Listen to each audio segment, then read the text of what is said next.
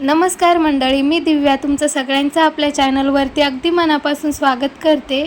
तर आज मी तुम्हाला दाखवणार आहे की मी रोज रात्री माझं किचन कसं स्वच्छ आणि नीटनेटकं ठेवते। आपल्याला जर अशा छोट्या छोट्या सवयी असल्या ना तर आपली सकाळची कामं खूप सोपी होतात। तर मी रात्रीच्या स्वयंपाकाला 6 ते 6:30च्या दरम्यान लागते। तर मी अगोदर सकाळी काय भाजी करायची त्याची प्लॅनिंग रात्री करून ठेवते आणि रात्री काय भाजी करायची याची प्लॅनिंग सकाळीच करून ठेवते। यामुळे काय होतं ना, आपला बराचसा वेळ वाचतो, नाहीतर मग आपल्याला असं वाटतं काय भाजी करावं यातच आपला बराचसा वेळ निघून जातो। तर आज मला खिचडी आणि पिठलं बनवायचं होतं। तर मी अगोदर पिठलं बनवण्यासाठी मसाला वगैरे काढून घेतला। खिचडीसाठी कांदा, टोमॅटो, बटाटे हे सगळं कट करून ठेवलं। तर आपण ही तयारी सर्व अगोदर करून ठेवली ना तर आपल्याला करायला हे खूप सोपं जातं। आपण रोजच्या स्वयंपाकामध्ये जे तेल वापरतो ना तर ते वेळोवेळी बदलून वापरणं खूप महत्त्वाचं आहे। प्रत्येक वेळेस एकच तेल वापरणं आपल्या आरोग्यासाठी तितकंसं चांगलं नसतं, त्यामुळे मी प्रत्येक वेळेस प्रयत्न करते की वेगवेगळं तेल वापरण्याचा। बघा, एका साईडला मी हाटून पिठलं बनवायचं होतं मला ना, तर त्यासाठी मी आधण ठेवलं। तर त्या पाण्याला उकळी येईपर्यंत मी इकडं खिचडीची तयारी करायला लागले, कारण मग एकाच वेळी जर असे आपण दोन दोन कामं केले ना तर आपलं काम पटकन आवरतं आणि आपला वेळ सुद्धा वाचतो। स्वयंपाक करायच्या वेळेस आपण काय करतो, हे तेलाचे, मिठाचे, मसाल्याचे डब्बे काम झाले तरी सुद्धा आपण किचन वाट्यावरती तसेच पडू देतो। त्यामुळे काय होतं ना, किचन वाट्यावरती खूप पसारा होतो आणि आपलं किचन खूप मेसी दिसायला लागतं। तर असं न करता तेलाच्या, मिठाच्या डब्याचं काम जर झालं तर लगेच ते पुसून जिथल्या तिथे ठेवून द्यायचं। तर बघा, माझा तेलाचा, मसाल्याचा डब्बा पुसून आणि जागेवरती ठेवेपर्यंत या पाण्याला पण एकदम छान उकळी आली होती। तर मग मी लगेच पिठलं पण हाटायला घेतलं। तर बघा, आपण जर असे कामं केले ना तर आपला खूप वेळ वाचतो। आणि बघा, त्या पाण्याला उकळी येईपर्यंत मी जर तशीच उभी राहिले असते ना तर तो पसारा तसाच पडून राहिला असता। त्यामुळं मग अशी एका वेळेस 2 कामं करायची। आता एका साईडला मी खिचडी टाकली, पिठलं झालं आणि आता लगेच मी भाकरी बनवायला घेतल्या। तर मी नेहमी सांगत असते, भाकरी करायच्या वेळेस किंवा कणिक मळायच्या वेळेस तुम्ही एखादा रुमाल किंवा त्या मॅट भेटतात त्या खाली अंथरत जा, कारण यामुळे काय होतं ना, आपला ओटा खराब होत नाही आणि मग तो ओटा साफ करायचा वेळ आपला वाचतो आणि आपले कामं पटापट आवरतात। एक टाइम आम्ही ना ज्वारीच्या किंवा बाजरीच्याच भाकरी खातो, कारण मग दोन्ही टाइम पोळ्या म्हटलं तर त्या आपल्या शरीरासाठी चांगल्या नसत्या। त्यामुळे दोन्ही टाइमला एक न खाता बदलून बदलून खायचं। आणि उन्हाळ्यामध्ये तर ज्वारीच्या भाकरी खूप चांगल्या असतात शरीरासाठी। तर बघा, मी अशा प्रकारे सर्व भाकरी करून घेतल्या आणि खाली तुम्ही बघू शकता रुमाल अंथरल्यामुळे ओटा थोडा सुद्धा खराब झालेला नाहीये, जशास तसा आहे। आणि बघा, आता माझा सर्व स्वयंपाक झालेला आहे, त्यानंतरच मी किचन वाट्याच्या साफसफाईला लागते। तर अगोदर सर्व भांडे जमा करून बेसिंगमध्ये धुवायला टाकले।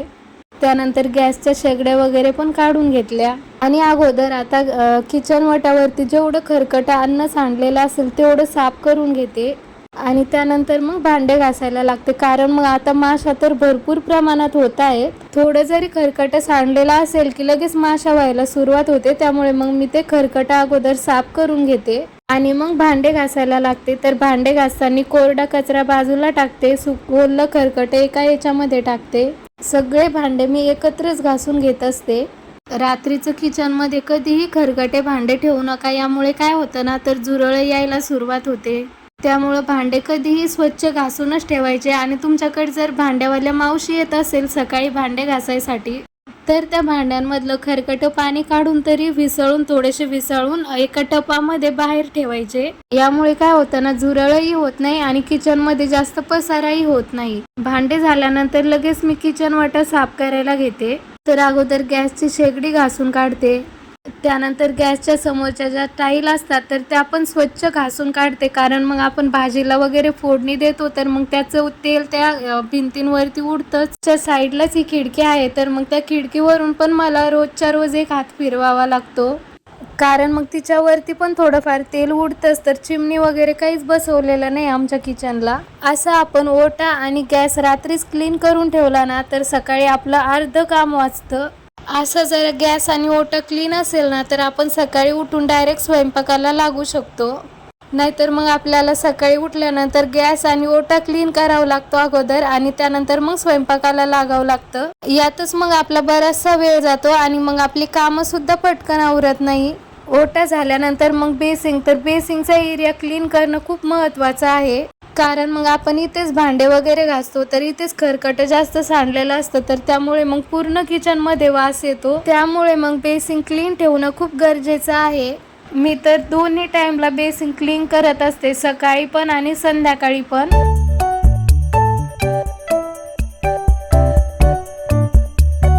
ओटा धुतल्यानंतर मग तो लगेच कोरड्या कपड्याने पुसून घ्यायचा, त्यामुळे पाण्याचे डाग पडत नाही त्याला, गॅसला पण आणि ओट्याला पण. रोजच्या रोज जर आपण अशा कामांच्या सवय लावल्या ना आपल्या हाताला, तर आपल्याला त्या कामांचा कंटाळाही येत नाही आणि ते कामं पटकन होऊन जातात. ओटा बेसिंग क्लीन झाल्यानंतर मग रोजच्या आपल्या ज्या घासण्या असतात ना भांडे घासायच्या, त्या घासण्या क्लीन करणं पण खूप महत्त्वाचं आहे. कारण मग आपण दिवसभरामध्ये जे भांडे घासतो ना, तर त्याचं काही थोडंफार अन्न त्या घासण्यांमध्ये जाऊन अडकतं. तर त्यासाठी मी काय करते, एका बाउलमध्ये थोडंसं कोमट पाणी घेते, त्या पाण्यामध्ये 1 ते 1.5 चमचा मीठ टाकते आणि ह्या घासण्या थोड्या वेळासाठी अशाच भिजायला ठेवते.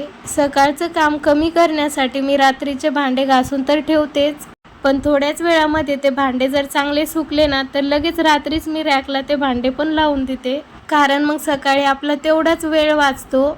सकाळी तर सगळ्यांच्याच मागं भरपूर कामं असते, तर रात्रीच्या पेक्षा सकाळी डबल कामं असतात करायला.